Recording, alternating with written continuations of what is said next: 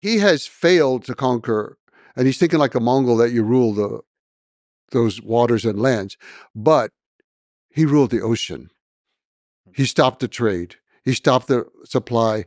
He cut off the possibility of the Song dynasty fleeing to Japan. He won in a certain way. He lost, but he had won his objective of cutting off southern China.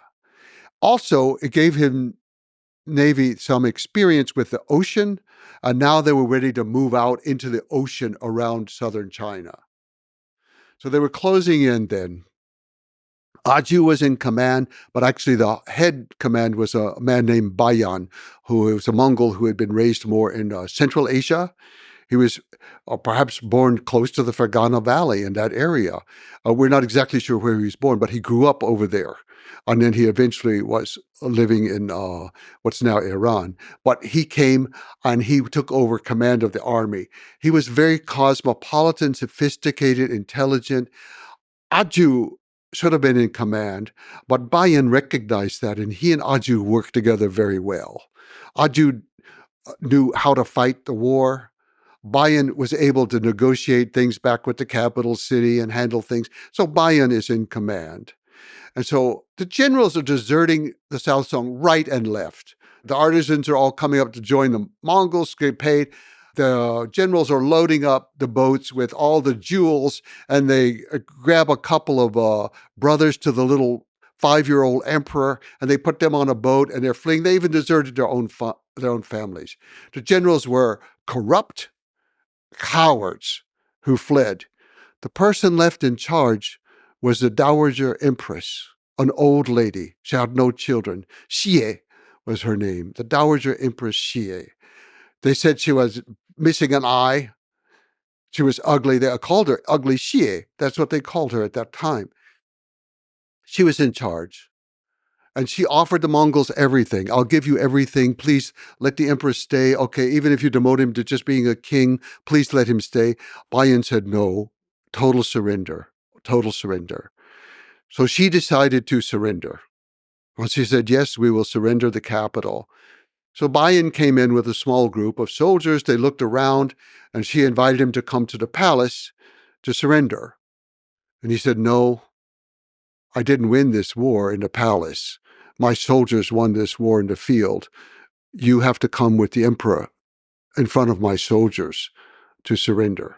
But he did not harm her. He respected her, and there was no looting of the city.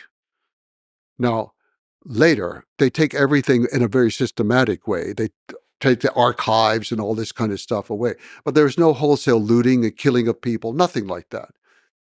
So they've taken the capital, and she comes out, she surrenders, she bows on the ground towards Beijing, and then she takes the child emperor, and they slowly make their way. She was a little bit sick. It took her a longer time to Beijing, and they surrender again in a public ceremony, bowing to the Kublai Khan. He gives each of them a palace. He gives them a new title. He's trying to show the world this is the new face of Mongols. We don't kill off the old people anymore who are ruling. We're going to give them a palace, treat them nicely and all. But the navy that had fled did not defend the city. Those cowardly generals, they made the new little boy, 7-year-old brother, half-brother to the Emperor Gong was his name. They made him the emperor. Well, they're just floating around on the ocean, losing all support from city after city. The Muslims who were controlling the trade and controlling many of the ships of that area, they were Chinese Muslims, but they were still Muslims. They switched sides to the Mongols because of the religious freedom thing and because they were merchants and their status would be raised. So the Muslims were switching over. The fleet was kind of a fleet lost without a country out there. They had some loyal supporters some places. They dropped the emperor in the ocean. How do you drop the emperor in the ocean? They accidentally spilled him in the ocean, and then they fished him out, but he died. So fortunately, they had one more 7-year-old half-brother. So on Lantau Island, exactly where the Hong Kong airport is today, the new, well, it's not so new anymore, but I still think it was the new airport on Lantau Island. So they went there and they had a big coronation ceremony and all, but the people there were not supportive enough. It certainly wasn't Hong Kong then anyway, the delta of the Pearl River. But so they sailed out farther south to another island, and then they took it over. And of course, the first thing they did was, well, we have to build a palace. What? The Mongols are chasing you and you're going to stop and build a palace? So these are like the remains of the Chinese. Yes, the generals and the generals, army and the navy. And there was a real competence issue. Yes. Okay. So they're going to build We're going to protect it with a great wall of the sea. Right. They chained together the boats across the entrance to the harbor. And they put the palace boat, so-called, in the middle. Mm-hmm. The generals didn't trust their own soldiers enough. So they made all of them leave the island and go to the boats to fight the Mongols. So the Mongols arrived, and over and over and over, they asked them to surrender. You won't be harmed, all this kind of stuff. But the Mongols now took over the land. So they had the water all around them, and they had the land. And once the fighting started, they could just shoot down from the highland right onto the ships. And they've cut the ships off from the fresh supply of wood and water. So they can't boil rice. They have to try to eat rice and drink seawater. They're all sick as dogs out there. And the leaders refused to surrender. The little boy is there, 7-year-old emperor. Bing was his name, with his pet parrot. That's the only thing he had left in life, was his pet parrot.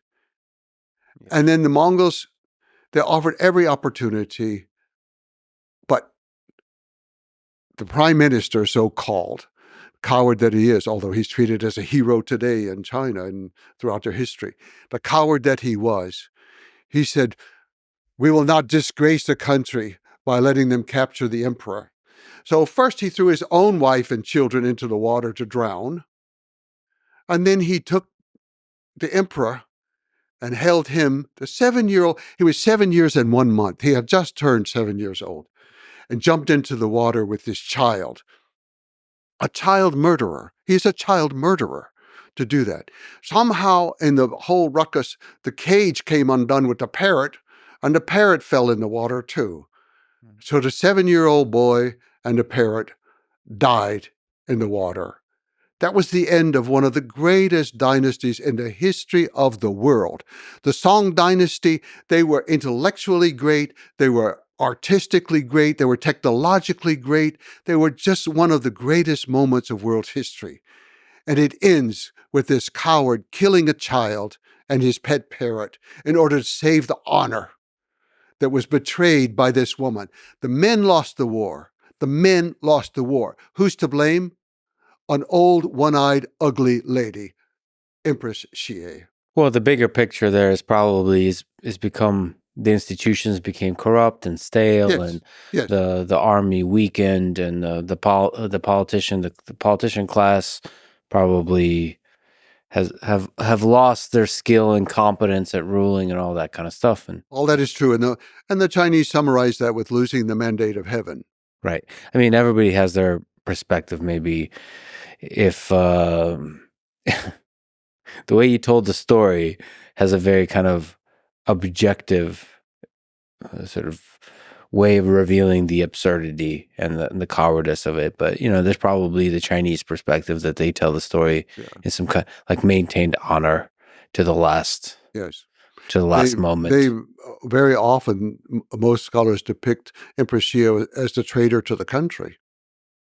And I say, no, that boy lived on for another 45 years.